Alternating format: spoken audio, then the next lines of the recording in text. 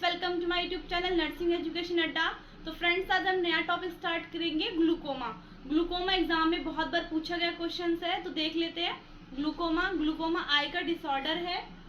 It is a group of disorder characterized by abnormal high intraocular pressure. Eye के अंदर pressure का increase होना, IOP का increase होना, optic nerve dystrophy, optic nerve की weakness होना and peripheral vision field loss होना।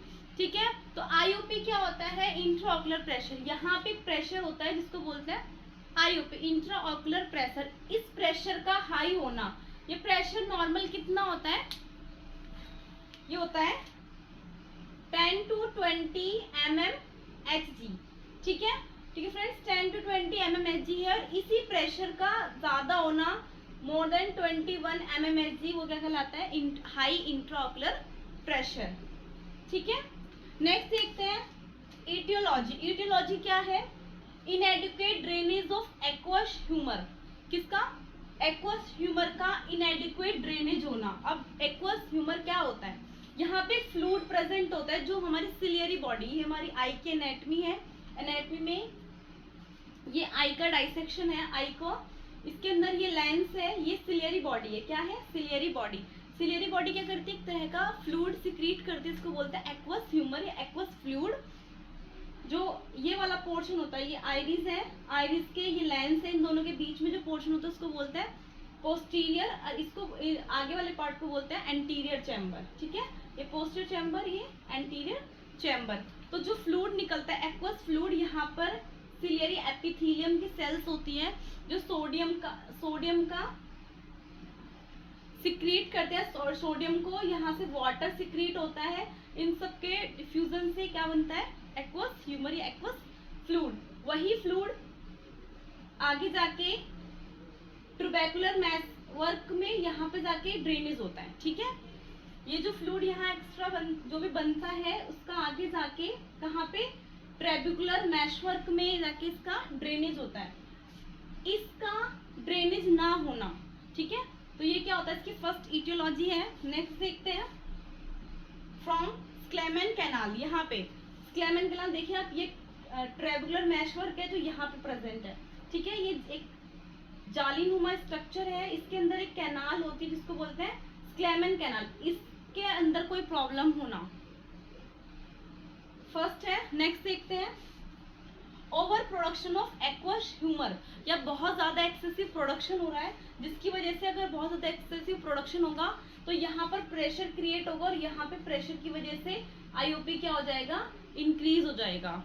Next देखते हैं, ये कुछ कॉजेज थे। नेक्स्ट रिस्क फैक्टर भी हो सकते हैं इसके, जेनेटिक, एजिंग। एजिंग क्या होता है? ये 40+ से ज्यादा पर्सन को होने के चांसेस ज्यादा होते हैं। आई ट्रोमा, कि आई ट्रोमा इंजरी हो गई आई को, ऑक्यूलर सर्जरी, या फिर कोई सर्जरी के टाइम पे कुछ ऑप्टिक नर्व डैमेज हो गई है, उसकी वजह से ट्रेबिकुलर मैशवर्क में कुछ ऑब्स्ट्रक्शन की भी हो गया हो, उसकी वजह से भी क्या हो सकता है? ये IOP इंक्रीज हो सकता है। माइग्रेन, रेस, ब्लैक पर्सन में ज्यादा होता है। नेक्स्ट है prolong use of corticosteroid drugs. ठीक है, तो ये कुछ इटियोलॉजी थी। नेक्स्ट देखते हैं टाइप एग्जाम में बहुत बार पूछा गया है कि टाइप कितने टाइप का होता है? तो टाइप होता है congenital glaucoma and acquired glaucoma. इनको हम डिटेल में पढ़ते हैं। और एक्वायर्ड ग्लूकोमा, तो कंजेनाइटल ग्लूकोमा क्या होता है? ये कंजेनाइटल ग्लूकोमा क्या है? जो बेबी के बर्थ से ही प्रेजेंट होता है, या इन चिल्ड्रन कंडीशन में आता है। तो ट्रू कंजेनाइटल में क्या है? एब्सेंस ट्यूबरकल मैशवर्क उसमें एब्सेंट होता है, और जो बेबी है उसका IOP जो होता है वो इंट्रा यूट्राइन लाइफ में ही इंक्रीज होता है। ठीक है, नेक्स्ट आता है infantile glaucoma. In this condition occur third birthday. ठीक है, बेबी के थर्ड बर्थडे तक क्या होता है? इसके अंदर ग्लूकोमा प्रेजेंट हो जाता है बेबी के अंदर। नेक्स्ट आता है जुवेनाइल में 3 to 16। जो 3 to 16 ईयर्स के बेबीज में जो ग्लूकोमा होगा तो उसको बोलेंगे जुवेनाइल ग्लूकोमा, और ये कंजेनाइटल होता है। नेक्स्ट देखते हैं एक्वायर्ड ग्लूकोमा। एक्वायर्ड ग्लूकोमा क्या होता है? आफ्टर बर्थ किसी ने एक्वायर्ड किया है, तो ये 2 टाइप्स का होता है, primary glaucoma and secondary glaucoma, mostly primary glaucoma पे क्वेश्चंस आता है और यही एग्जाम में बार बार पूछा जाता है कि क्लोज एंगल क्या होता है, ओपन एंगल क्या होता है, तो वो हम अच्छे से पढ़ लेते हैं, डिटेल में देख लेते हैं। ठीक है, प्राइमरी ग्लूकोमा फर्दर टू में डिवाइड है। ओपन एंगल ग्लूकोमा, ये क्या है, प्राइमरी ओपन एंगल ग्लूकोमा।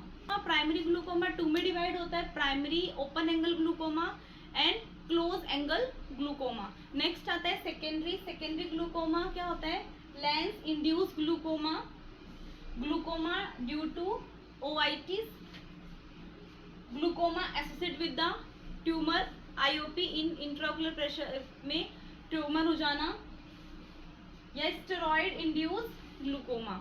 कुछ मेडिसिन की ये अदर्स में आता है। ठीक है, एग्जाम में ये वाला बार बार पूछा जाता है, तो हम इसको थोड़ा डिटेल में पढ़ लेते हैं।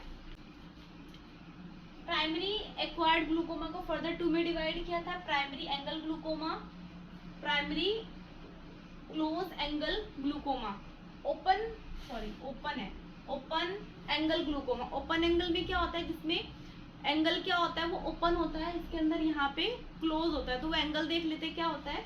तो ये क्या आई की स्ट्रक्चर है, यहाँ पे आइरिस है और कॉर्निया के बीच में एक एंगल होता है जहाँ से एक्वस ह्यूमर क्या होता है, ड्रेन होता है। ड्रेन होके कहाँ जाता है, ड्रेन होके ऑप्थेल्मिक वेन में जाता है और वेन से फिर ब्लड में सर्कुलेटरी सिस्टम में चला जाता है।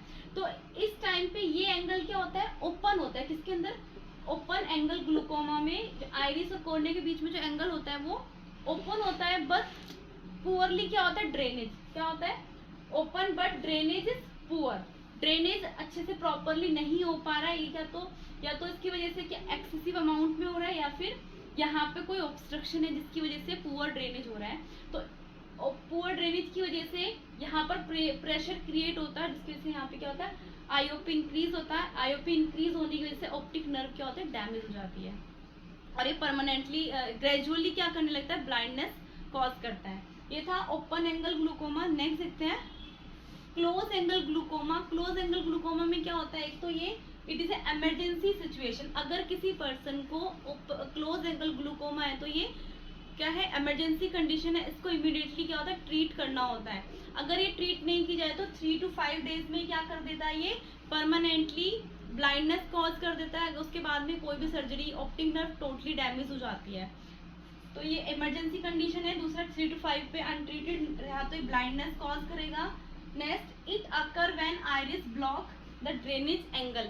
ये कब होता है, जब आइरिस क्या करता है, टोटली ब्लॉक कर देता है, या फिर ये एंगल क्या होता है, बिल्कुल ये एंगल क्या होता है, बिल्कुल क्लोज होता है।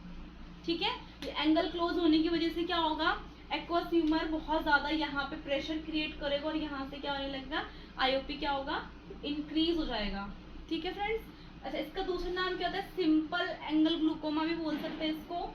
ये नैरो एंगल ग्लूकोमा होता है। ये क्या होता है, नैरो एंगल ग्लूकोमा। तो ये एग्जाम में बार बार पूछा जाता है, आपको डिफरेंस याद रखना है कि इसके अंदर एंगल ओपन होता है, इसके अंदर एंगल क्लोज होता है। ये कैसा होता है, ग्रेजुअली इंक्रीज होता है। ये एक्यूट कंडीशन में इमीडिएटली क्या होता है, इसमें बहुत ज्यादा एक्सेसिव पेन होता है।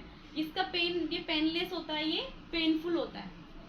ठीक है, नेक्स्ट देखते हैं sign and symptoms. Sign and symptoms क्या होंगे, lacrimation, photophobia, corneal oedema, increase intraocular pressure more than 24 mmHg, corneal diameter increase.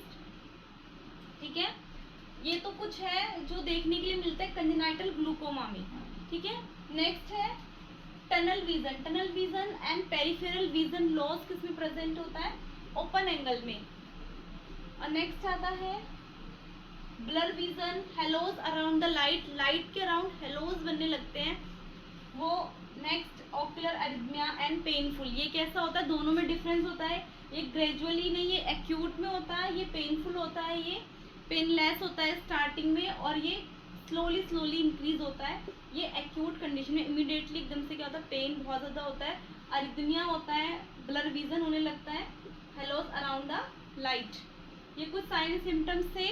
Okay friends, आज हमने कवर किया है फर्स्ट पार्ट में glaucoma, definition of glaucoma, aetiology, types of glaucoma and sign and symptoms. अब हम next part में cover करेंगे diagnostic evaluation, surgical management and nursing management. तो फ्रेंड्स, आपको मेरी वीडियो कैसी लगी प्लीज़ कमेंट सेक्शन में बताइए, और मेरी वीडियो को लाइक कीजिए और चैनल को सब्सक्राइब कीजिए।